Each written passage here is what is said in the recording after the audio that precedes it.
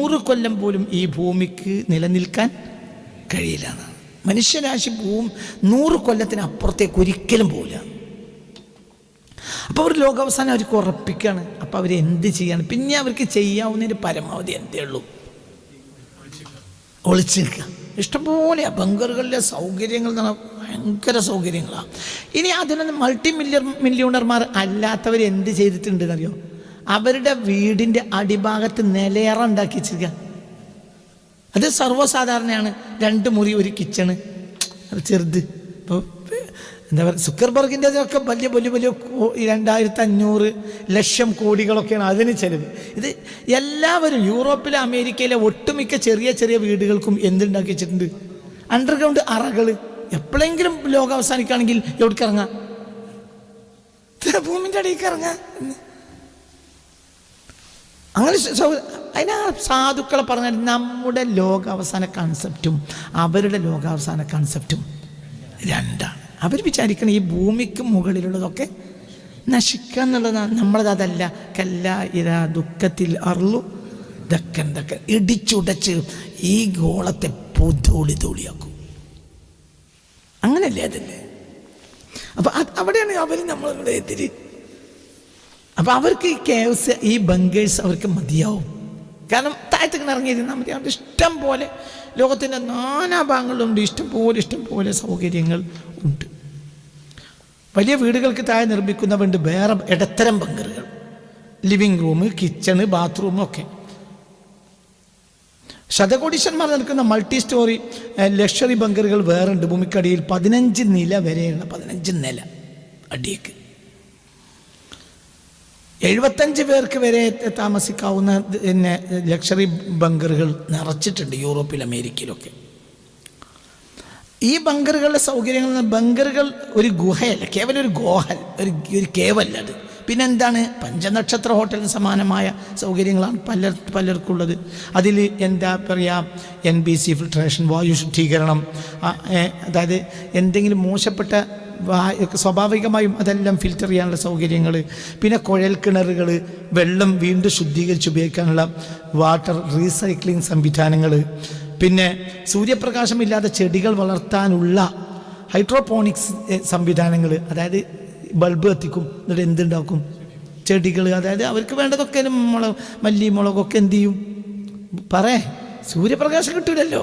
അപ്പം എന്ത് ചെയ്യുക? ഈ ഹൈഡ്രോപോണിക്സ് സംവിധാനങ്ങൾ കൊണ്ട് അവരെന്ത് ചെയ്യും? കൃഷി, ഭൂമിക്കടിയിൽ കൃഷി, ഇഷ്ടം പോലെ ഭൂമിക്കടിയിൽ കൃഷി സംവിധാനങ്ങൾ. ഇപ്പം ഞാൻ ഈ അടുത്ത ദിവസം എന്നെ പഠിച്ചപ്പോൾ ഞാൻ കണ്ടത്, അവർ മാസത്തിലൊരിക്കൽ കുടുംബസമേതം ഇപ്പോൾ തന്നെ അവിടെ പോയിട്ടൊന്ന് പാർക്കും. എന്തിന്?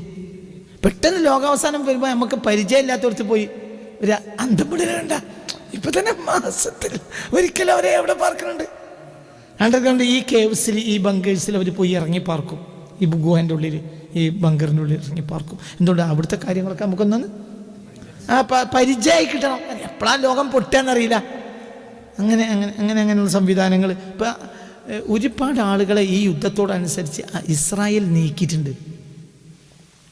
ഇതിൽ പല മില്യണർമാർക്കും യൂറോപ്പിലും പല സ്ഥലങ്ങളിൽ എന്തുണ്ടാവും ചെയ്യും? ബങ്കർ. ഇനിയിപ്പോൾ അവിടെ സുരക്ഷിതമാണ് പറഞ്ഞാൽ അവർ തിരിച്ചു വരുള്ളൂ. അവരവിടെ പാർക്കുണ്ടാവും.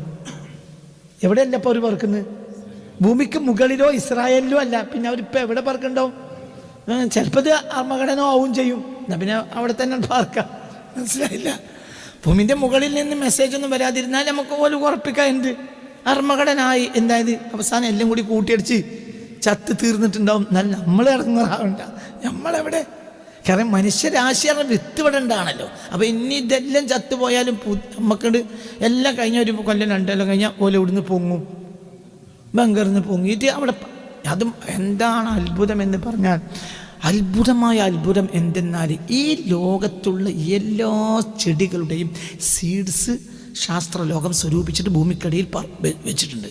അതായത് ഭൂമിക്ക് മുകളിൽ ലോകാവസാനം വരികയാണെങ്കിൽ പിന്നീട് അടിയിൽ നിന്ന് വരുന്ന ജനത പുറത്തേക്ക് വന്നാൽ അവർക്ക് വീണ്ടും എന്ത് ചെയ്യാം? കൃഷി ചെയ്യണമെങ്കിൽ എന്ത് വേണം? സീഡ്സ് ഉണ്ട്. അപ്പോൾ ഈ സീഡ്സ് എല്ലാം അത് വലിയ സംവിധാനമാണ്. ലോകത്തെ മൊത്തം സാധനത്തിൻ്റെയും സീഡ്സ് ശാസ്ത്രലോകം ഭൂമിക്കടിയിൽ സ്വരൂപിച്ചിട്ടുണ്ട്. അതായത് ലോകാവസാനത്തിന് ശേഷം വരുന്ന ജനതയ്ക്ക് എന്ത് ചെയ്യണം? അവർക്ക് ഭക്ഷണം സർവൈവ് ചെയ്യണ്ടേ അവർക്ക്. അപ്പം എന്ത് ചെയ്യണം? ഈ സീഡ്സ് എവിടെ പുറത്തെടുക്കും? അതിനെക്കുറിച്ചൊക്കെ വ്യക്തമായ ധാരണ യൂറോപ്യൻസിനുണ്ട്. എവിടെ സീഡ്സ് വെച്ചത്, അതേതായാലും എവിടെയല്ല. അപ്പം എല്ലാത്തിൻ്റെയും സീഡ്സ് ഉണ്ട്. എല്ലാത്തിൻ്റെയും എന്ന് പറഞ്ഞാലും വനങ്ങൾ തിരിച്ചു കൊണ്ടുവരും. തേക്ക്, ഈട്ടി, അത് ഇതൊക്കെ തിരിച്ചു കൊണ്ടുവരും. കാരണം ഇതിൻ്റെ എല്ലാം സീഡ്സ് ശാസ്ത്രലോകം സൂചിപ്പിച്ചിട്ടുണ്ട്. ഭൂമിക്കടിയിൽ ബങ്കറുകൾ സൂക്ഷിച്ചിട്ടുണ്ട്. സീഡ്സിന് വേണ്ടി മാത്രം ബങ്കറുകളുണ്ട്, ലക്ഷറി ബങ്കറുകൾ. അതിന് ശീതീകരിച്ച സംവിധാനങ്ങളുണ്ട്. അതായത് ഈ സീഡ്സ് എന്താകരുത്, നശിക്കരുത് എന്ന സംവിധാനങ്ങൾ ചെയ്തു വെച്ചിട്ടുണ്ട്. അവിടെയൊക്കെ ലോകമുള്ളത്. അത് ലോകത്തിനിപ്പോൾ ഉറപ്പാണ്. എന്ത് 2100 ആവില്ല. അതിൻ്റെ മുമ്പ് ഇതൊക്കെ തകർന്ന് തരിപ്പണാവും. എല്ലാം ഭൂമിൻ്റെ മുകളേതായാലും പോവും. അപ്പം നമുക്ക് എന്ത് അടിയിൽ സംവിധാനങ്ങൾ എല്ലാം അതവിടെ എന്തൊക്കെ ഭക്ഷ്യോൽപാദനം, പിന്നെ അതേപോലെ തന്നെ swimming pool, gymnasium, cinema theatre, library, മാനസിക ആരോഗ്യം നിലനിർത്താനുള്ള മറ്റ് മെഡിക്കൽ, ഒരു ഓപ്പറേഷൻ തിയേറ്ററുകൾ, വലിയ ലക്ഷറി ബംഗളുകളിൽ ആശുപത്രി ഉണ്ടാവും. എന്ത് വരെ ഉണ്ടാവും? ഓപ്പറേഷൻ തിയേറ്റർ വരെ. എത്ര കാലം എന്ന് വെച്ചാൽ എത്ര വിഭവങ്ങളാണോ വെച്ചത് അതിനനുസരിച്ച് ആ ബങ്കറുകളുടെ ആളുകൾ അതിജീവിക്കും. 30 കൊല്ലത്തിന് ആവശ്യമായ എന്താ പറയുകയെന്നറിയോ? 30 കൊല്ലത്തിന് ആവശ്യമായ ക്യാൻ ഫുഡ്സ്, പിന്നെ ഫ്രീസ്ഡ് ഫുഡ്സ്, അതേപോലെ തന്നെ എന്താ പറയുക ഡ്രൈഡ് ഫുഡ്സ്, അതായത് അണ്ടിപ്പരിപ്പ് മറ്റൊക്കെ ഡ്രൈ ഫ്രൂട്ട്സ്, നട്ട്സുകൾ, അതേപോലെ തന്നെ എന്താ പറയുക ഫ്രീസ് ഫുഡ്സ്, ഇറച്ചി, ഇതിലൊക്കെ ഇഷ്ടം പോലെ കിട്ടാനുണ്ട്. ഞാൻ ഇപ്പോൾ ഇന്നലെ പോയി ഇറച്ചിയൊക്കെ എന്ത് ചെയ്തു, ഇറച്ചിയൊക്കെ ഇത് തേച്ച് വെക്കുന്നത് ഞാൻ കണ്ടു. അതിനെ അതായത് ഒരുപാട് കാലം അതിജീവിക്കാനുള്ള ഇറച്ചികൾ, മത്സ്യങ്ങൾ ഒക്കെ അവരവിടെ വെച്ചിട്ടുണ്ട്. ഫ്രീസ് ഫുഡ്സ് ഉണ്ട്, ഡ്രൈ ഫ്രൂട്ട്സും ഉണ്ട്, പിന്നെ ഇതെല്ലാം ക്യാൻ ഫുഡ്സ് എല്ലാം ഉണ്ട്. എല്ലാ ബങ്കറുകളിലും ഉണ്ട്. അപ്പം ബങ്കറുകളിൽ ചില ബങ്കറുകളിൽ 1 കൊല്ലത്തിലുള്ള ഭക്ഷണമുണ്ട്, ചില ബങ്കറിൽ 30 വർഷത്തിൻ്റെ ബങ്കറും ഉണ്ട്. അതായത് ഇതൊക്കെ ഒന്ന് അടങ്ങിയാൽ തന്നെ കുറച്ച് കാലെടുക്കുമല്ലോ. എന്തിന്? അവർ സുരക്ഷിതരായിരിക്കും. അതിനിടയിൽ അവർ മരിച്ച് അവിടെ മറവ് ചെയ്ത് അവരെ കുട്ടികൾ ആയിരിക്കും ചിലപ്പോൾ പുറത്തു വരിക. ഏതായാലും എന്തില്ല, പ്രശ്നങ്ങളൊന്നും ഉണ്ടാവില്ല. ഈ കേവ്സിനെ, ഈ ബങ്കറുകളെ ഇറങ്ങുന്നവർക്ക് അതിന് യാതൊരു പ്രശ്നം ഉണ്ടാവില്ല.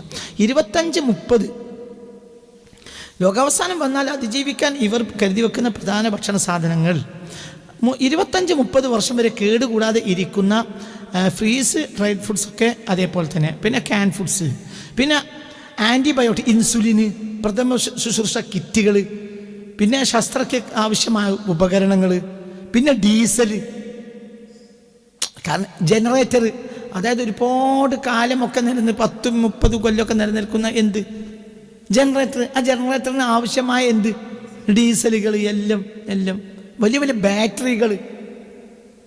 അതായത് എന്തെങ്കിലും ഒരു മിസ്റ്റേക്ക് ഉണ്ടായാൽ പിന്നെ എന്തിമ പ്രവർത്തിക്കും? ബാറ്ററി, അതിനൊക്കെയുള്ള സംവിധാനങ്ങൾ. ഒക്കെ ഏതെങ്കിലും ഇനി ബങ്കറുകളിൽ തല്ലുണ്ടാകുകയാണെങ്കിൽ ഉപയോഗിക്കാവുന്ന തോക്കുകൾ, എല്ലാവരും മരിച്ചു. പിന്നെ ആരാ ബാക്കിയാകുക? ആര് മാത്രമേ ബാക്കിയാവുള്ളൂ? ബങ്കറുകളിലല്ലേ ബാക്കിയുള്ളൂ. അപ്പം ഏതെങ്കിലും ബങ്കറിൽ സാധനം കഴിഞ്ഞാൽ ആ ബങ്കറിലെ ആളുകൾ കൊള്ളടിക്കാൻ വേണ്ടി ഈ ബങ്കറിൽ വരികയാണെങ്കിൽ അവരെ പ്രതിരോധിക്കാനുള്ള ആയുധങ്ങൾ, തോക്കുകൾ, അതങ്ങനത്തെ വലിയ ആയുധ ശേഖരങ്ങളെല്ലാം ബങ്കറുകളിൽ ഒരുച്ചിട്ടുണ്ട്. അങ്ങനെ ഞങ്ങൾ സാധനം കൊണ്ടുപോകാൻ പറ്റൂല അതിനർക്ക്. പിന്നെ ഇൻ്റർനെറ്റ് ഒക്കെ സംവിധാനങ്ങൾ. അപ്പോൾ അവരെ വീക്ഷണപ്രകാരം സ്പേസിനൊന്നും പറ്റൂല. എന്തിനു പറ്റുള്ളൂ? ഭൂമിക്ക് പറ്റുള്ളൂ. അപ്പോൾ സ്പേസ് ഷട്ടിലൊക്കെ അവിടെ തന്നെ, അങ്ങനെ തന്നെ സ്പേസ് സ്റ്റേഷനൊക്കെ ഉണ്ടാവും, ഇൻ്റർനെറ്റൊക്കെ കൃത്യമായി കിട്ടും. ഇനി ഏതെങ്കിലും സമയത്ത് വൈദ്യുതിയോ ഒക്കെ പോവുകയാണെങ്കിൽ അതിനുള്ള ബാറ്ററി സംവിധാനങ്ങൾ, ഇനി നെറ്റ് പോവുകയാണെങ്കിൽ പിന്നെന്താ നമുക്കൊരു സുഖത്തിന് അതിനുവേണ്ടി പുസ്തക ശേഖരങ്ങൾ. അപ്പോൾ വായിക്കാം. നെറ്റൊക്കെ പോവുകയാണെങ്കിൽ പിന്നെ എന്ത് വേണം? വായിക്കാനുള്ള ഭീമമായ ലൈബ്രറി ശേഖരങ്ങൾ, നല്ല നല്ല ശേഖരങ്ങൾ, വിത്തുകൾ. പിന്നെ അവർ സ്വർണ്ണക്കട്ടികൾ വെച്ചിട്ടുണ്ട്. എന്തിന്? അവിടെ ഇപ്പോൾ സ്വർണത്തിൻ്റെ കട്ടിൻ്റെ ആവശ്യം അവിടെ ഇല്ല. പക്ഷെ ഏതെങ്കിലും കാലത്ത് ഭൂമിയിലേക്ക് തിരിച്ച് വരികയാണെങ്കിൽ പിന്നെ ഇപ്പോൾ ഈ പരിപാടികളൊക്കെ നടക്കുമല്ലോ. അപ്പം ഡോളറായിട്ടല്ല അവർ വെച്ചിട്ടുള്ളത്. എന്തായിട്ടാണ്? സ്വർണ്ണക്കട്ടി എന്താണെങ്കിലും നാശാവില്ല. അവർ സ്വർണ്ണക്കട്ടിയായിട്ട് തിരിച്ചൊന്ന് പിന്നെയും കച്ചവടം തുടങ്ങി, അങ്ങനെ അങ്ങനെ ഡെവലപ്പ് ചെയ്യുക. എനിക്കെന്തൊക്കെ പൊട്ടത്തിലായി തോന്നുന്നുണ്ട്.